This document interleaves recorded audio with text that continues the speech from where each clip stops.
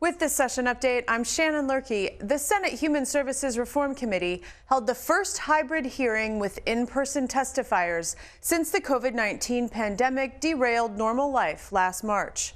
Members heard testimony on a proposal that would move research dollars for traumatic brain and spinal cord injuries from the Office of Higher Education to the Department of Human Services to save it from budget cuts.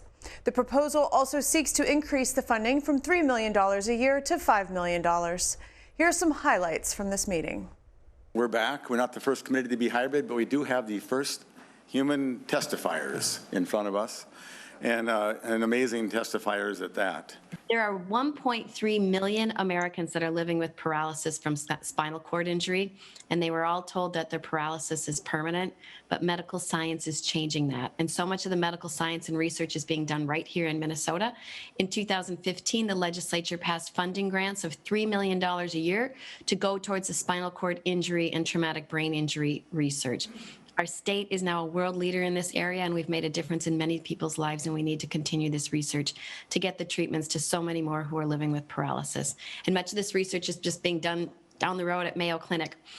In 2018, they were able to implant a spinal cord stimulation device into a 29-year-old man who was paralyzed from the chest down in a snowmobile accident. With the device activated, he was able to walk the length of a football field with the aid of a walker. And more have since had the device implanted with similarly exciting results.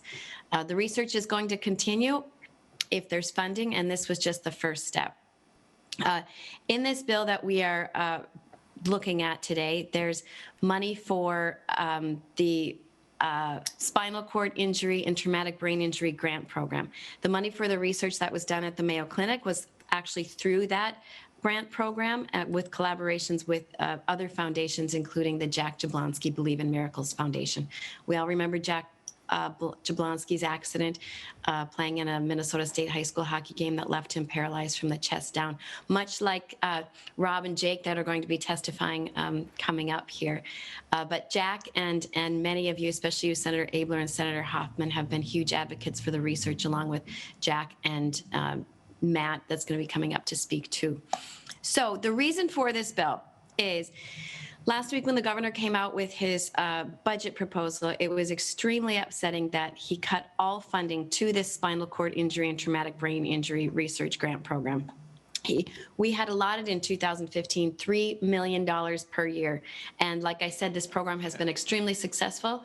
And a lot of us don't understand why it was cut, didn't make any sense, and why he chose these folks here to cut from was beyond me. The governor gave us the reason that he said that the Office of Higher Education doesn't have the relevant expertise and traditionally has not served as an evaluator of medical research proposals. And then he went on to say why the research is important, it appears to be misaligned with the agency's mission. So again, he cut all of their funding, $3 million a year. So what this bill does, it moves the funding grants over to the Department of Human Services, which can serve as the evaluator of medical research proposals. And we've also increased that funding from $3 million to $5 million per year. We have a letter in your packet from the Jack Jablonski Foundation. And what Jack says in the letter is challenging times require tough budgeting decisions, but there is a big difference between cutting the budget and cutting paralysis recovery entirely from the state's priorities. And this is a state priority. It is so, so important to over 1 million folks who are living with some sort of paralysis. And for Minnesota to remain a world leader in this field of research, we want the state to continue funding this program. I'm going to go back to when I broke my neck in 2011, and I woke up. I was on a 25-day river trip on the Grand Canyon and woke up to a great sunrise and ready to go raft all day long. And around lunchtime, I dove into the river to get some trash that blew off one of our boats and broke my neck, and that changed my life forever. Not having the ability to move, feed myself, having to rely on other people for help for everything I do. It's a huge detrimental impact on my life and my family's life too, who takes care of me. So, you know, my big thing is, I want to get better. I want to be able to feed myself and take care of other people physically, and get back to some of the things I love doing outside. But any increment to that, as far as, moving my hand a little bit more or feeding myself and so on, is a huge game changer too. So, this program, when we passed it in 2015, it's been a huge success in the Office of Higher Education. There's 14 committee members of researchers, clinicians, healthcare representatives, and community members. There's at least 6 community members on the council, and that makes a huge community impact statement with what's awarded, and it really brings a great perspective. We funded 55 programs in the last 5 years, and some of that we're seeing people walking. It's bringing hope. We're seeing body improvements in people, things that were not happening and would not be possible if it weren't for this program. There's researchers moving to the state because of this program. It's created a whole ecosystem for the research community and for students that are looking to learn, and for people that are receiving treatments. When the governor's budget proposal came out, we were extremely disappointed. And we understand, there's priorities and potentially a rough budget year and COVID and everything. But eliminating this program is completely the wrong call in our opinion. And there's a large community of people that want this program to keep going and be strong. It really affects our lives. It affects the lives of students. And for me personally, this is, it's really like, it hurts. We don't want to see this getting taken away. My name's Jake Anderson. I'm 26 years old. I'm from Chanhassen. I live now where I grew up with my parents and 2 younger siblings. And as a child, I was always a curious and some would say overactive kid. I was just constantly moving. If I wasn't in the living room, running back and forth, wearing holes in the carpet, throwing a football to myself, I was probably in the backyard playing pond hockey with my younger siblings on the rink that my dad made for us out of 2x4s and plywood. And my love of learning and sports, they continued through high school, where I was the top graduate of my class from Chanhassen in 2012. And I went on to study mechanical engineering at the University of Wisconsin. And after 2 successful years there, on a day full of fun and sunshine and swimming with friends, I made a mistake that would change the course of the rest of my life, and dove in headfirst into Lake Mendota, which borders the campus there in Madison, and hit my head on the bottom of the lake and suffered a cervical spinal cord injury. At the time of my injury, it was completely devastating. Devastating to my future, to my aspirations, to my relationships, and most of all, my family. But I sit before you today, 6.5 years later, in the same broken body, but I'm healthy, I'm happy, and I've achieved many of the goals that I had before I was injured. Above all of this, I'm hopeful, and one of the main reasons that I'm hopeful is the program under consideration today. Now, this is not a hope that's based in fiction or falsehoods, but a hope based in science and results. Now, as Rob mentioned, walking is certainly important. It's often seen as, the ultimatum of the situation. Either you're walking or you're not, for people with spinal cord injuries. But the reality is that there's so much more in between, and there are so many small improvements to be gained for quality of life and fulfillment of purpose. Some of those things include bowel, bladder, sexual function, autonomic functions, things that your body is just normally supposed to be able to do that just don't function the same as they used to. And these are things, along with walking, that we've seen improvements with through these curative interventions. And that's really why we're here today. And having something like this been established in 2015, come so far in only 6 years, and then to see it left out of the budget is just really disappointing. Thank you for coming today, and for sharing your story, and for sharing your hope. And we must never let the state of Minnesota stand in the way of medical innovation that is changing people's lives. We've seen it. Deep brain stimulation is giving people back their lives, their bodies, and control of those bodies. And it is just shocking to think that one would even consider going back and stopping this world-breaking, life-changing, these medical innovations. It's very important that you all understand that this was brought to the legislature by the community.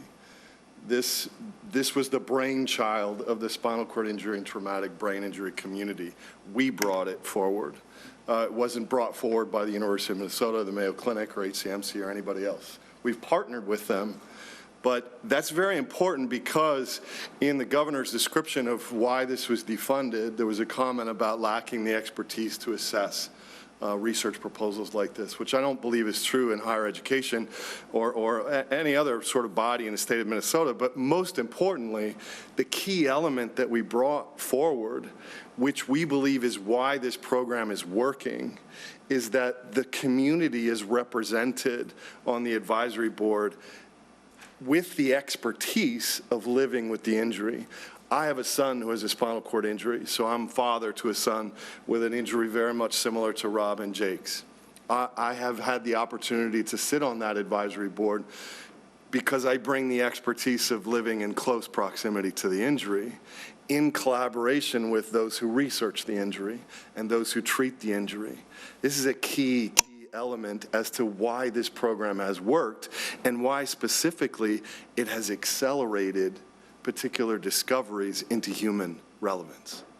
There's an unmet human need in this research, and so we wanted to drive the research to human beings. And so the things that were described to you are happening for that very reason.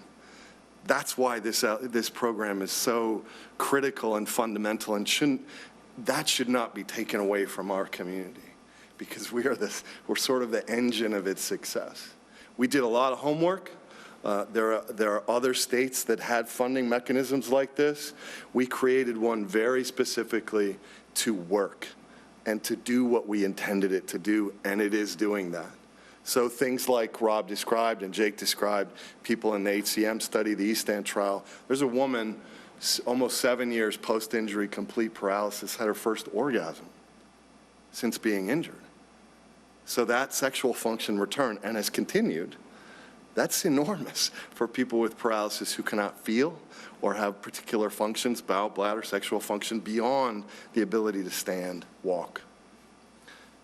This is happening because people who know the injury are advising researchers and clinicians and policymakers on how we should do this. We used this Minnesota bill to go ahead and pass bills in Washington State, Ohio, Pennsylvania. We've introduced a bill in Wisconsin, and we soon will be introducing bills in Texas and Colorado. And you know what we send them? We send them the Minnesota bill, the statute. This is sort of our version of a gold standard. we all first met back in the day in the Capitol, and that first bill was actually, I was the chief author of that, and was to take it away from fighting all the time for getting less money from human services budget, right? And then just to say, this is really research. This needs to be in higher ed, which is what we did. And then at the time, it was Senator Bonoff who just said, this totally makes sense. And then I'll never forget just the momentum that first year, the first study from the Mayo, HCMC, the University of Minnesota, you were getting those positive outcomes, those positive results that were coming back so much that then to get more money, it was Dr. Jensen who then brought a bill that, over here. And again, the House overwhelmingly supported that, saying, let's invest in this. This is what Minnesotans do, invest in those positive outcomes. And once again, the fundamental engine of success we are seeing right here. And of all places, the University of Minnesota, the story I'm glad you shared is the University of Vancouver. They're like, no, we know who you are. We absolutely know who Minnesota is. They're the ones who set the template on this. That's huge. There's just tears in the back of my eyes, mostly about being inspired by the three gentlemen we've heard from today and what they represent. So I'm going to stop now so you can go, but then I'll come back and we'll wrap up this bill. Thank you, Senator Housley. Thank you, Mr. Chair and members. I was going to say the same thing, Senator Abler. You couldn't ask for three brighter, awe-inspiring testifiers before us today, which again solidifies the importance of this program. And this program shouldn't be held in jeopardy because of a revenue increase. This program was in place. It's proven to work. It is getting people literally back on their feet. And so to cut the funding for this is really disappointing. So this bill will add money to it and help others get back on their feet. The Senate really is united. I can't think there's a senator who would not agree with this bill in terms of even expanding the program. So the governor's concern was it doesn't belong at higher ed. Well, I thought, well, how about DHS? How about in Department of Health? And maybe we'll decide it's at the right place. And so that's the process. And then can we actually expand it to help more people, even in times when we have to make hard choices. And I think sometimes the hardest choice to make is the best choice, to actually do the most good you can and find something that doesn't rise to this level that we should do less of. And so just thank you again, gentlemen, for your courage and your leadership. And I don't know that you plan to inspire a whole audience of watchers, but you inspired me and you inspired this committee. And so I believe the next stop, I believe this bill will be sent to higher ed when it finally comes in. So we'll just see what that has to do. So Senator Housley has the bill. It's being jacketed. And I got to get off this topic or I'm going to cry. So thank you so much. To continue following these issues and more, watch legislative coverage Monday through Friday on the PBS Minnesota channel or visit our website, www.senate.mn/media.